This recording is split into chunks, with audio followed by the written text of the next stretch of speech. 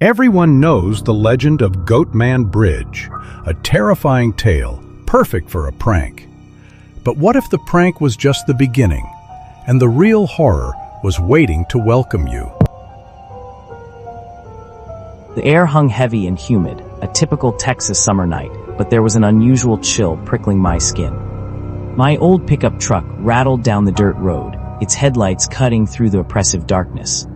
I was on my way to Old Alton Bridge, or as the locals called it, Goatman's Bridge. It was a stupid dare, a foolish attempt to prove I wasn't scared of some old ghost story. My friends, always pushing the limits, had bet me $50 to spend an hour alone on the bridge after midnight. I'd heard the tales, of course. Everyone in Denton had.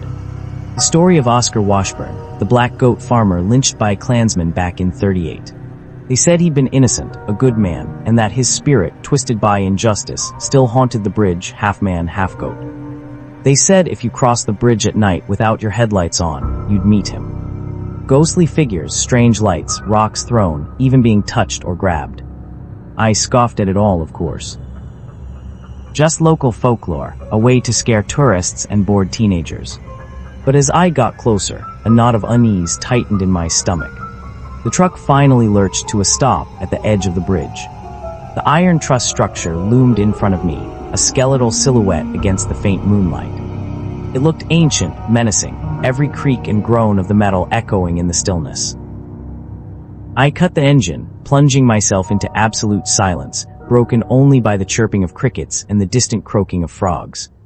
The darkness was profound, a thick blanket that seemed to press in on me from all sides. I grabbed my flashlight, its beam a weak comfort against the overwhelming black. Stepping out of the truck, the air grew colder, and I could swear I heard a faint, rhythmic scraping sound coming from the bridge. My heart hammered against my ribs. It's just the wind, I told myself, or maybe an animal. But the sound persisted, a dragging, shuffling noise that seemed to be getting closer. I gripped the flashlight tighter, my knuckles white. I took a deep breath and started walking onto the bridge, each step echoing loudly on the wooden planks. The scraping sound grew louder, accompanied by a faint, guttural bleating. My blood ran cold. This wasn't the wind. This wasn't an animal. Suddenly, a shadow detached itself from the darkness at the far end of the bridge. It was tall, impossibly tall, with broad shoulders and something that looked like horns protruding from its head. My breath hitched in my throat. The bleeding intensified, a mournful, chilling sound that seemed to come from the very air around me. I wanted to run, to scream, to jump back into my truck and speed away, but my feet were rooted to the spot. The figure moved slowly at first, then with an unnatural speed, closing the distance between us. I could make out more details now: the shaggy, dark fur, the glint of eyes in the gloom, the unmistakable outline of hooves instead of feet. It was him. The Goatman. Panic seized me. I finally found my voice, a strangled cry that died in my throat. I turned to flee, but it was too late. Powerful force slammed into my back, sending me sprawling onto the rough planks of the bridge. The flashlight flew from my hand, its beam dancing wildly before it clattered to a stop, pointing away from me, casting long, distorted shadows. I scrambled backward, my eyes wide with terror, trying to see my attacker in the near-total darkness. The bleeding was right above me now, a hot, fetid breath on my face. I squeezed my eyes shut, bracing for the inevitable. But the attack never came. Instead, I heard a different sound, a familiar one, a human voice. "Gotcha," a voice boomed, followed by raucous laughter. I opened my eyes, blinking in confusion. A figure stood over me, not the Goatman, but my friend Mark, his face split in a wide grin. Behind him, another figure emerged from the shadows, struggling to remove a large, shaggy blanket from his head. It was my other friend, Chris, holding a pair of goat horns. The scraping sound. Chris dragging his feet. The bleeding. Mark with a goat call. The Goatman was just a costume, a prank. They had set me up, the $50 forgotten in the thrill of the scare.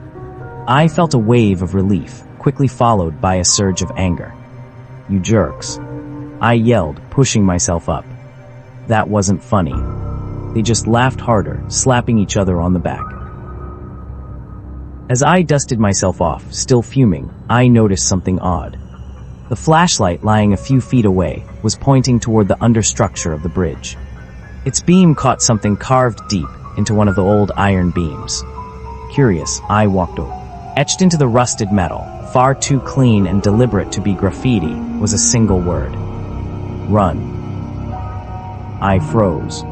Very funny, I muttered, glancing back at Mark and Chris. But they were still laughing by the truck, not even looking in my direction. Then something changed. The air shifted. That unnatural chill returned, sharper this time, like invisible fingers brushing the back of my neck.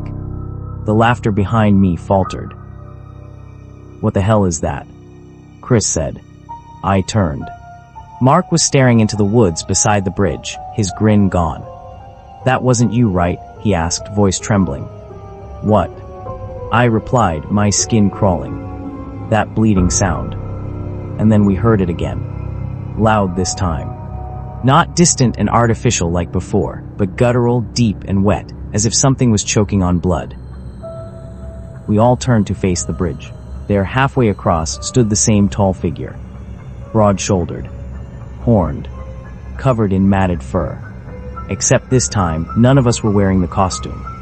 Chris dropped the fake horns. Mark stumbled backward. The thing didn't move, but we could feel it staring. A low, droning bleat echoed across the planks, vibrating in our bones. The flashlight, still on the ground, flickered, then went out.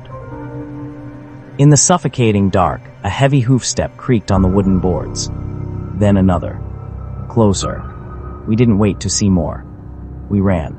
The last thing I remember before peeling off down that dirt road was the rearview mirror catching the bridge behind us. Empty, except for a single word now glowing faintly on the rusted beam, in fresh, dripping red. Stay.